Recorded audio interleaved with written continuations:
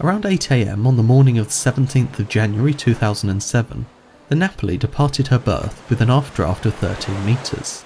Once clear of the locks, they adjusted the ballast, bringing the draft to 13.5 metres aft and the bending moments within limits for the sea passage. She then made her way through the Dover Strait and continued down the English Channel towards the Atlantic Ocean. As she made progress, however, the wind and weather started to worsen.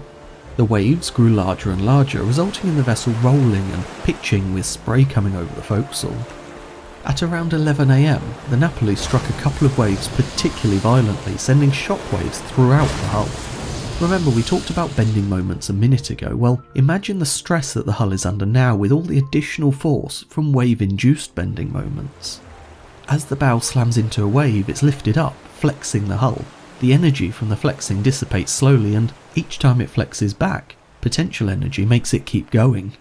If the hull starts off straight, the forces will be even. Most container ships, however, naturally hog. This means that the bow and stern sit lower than midships.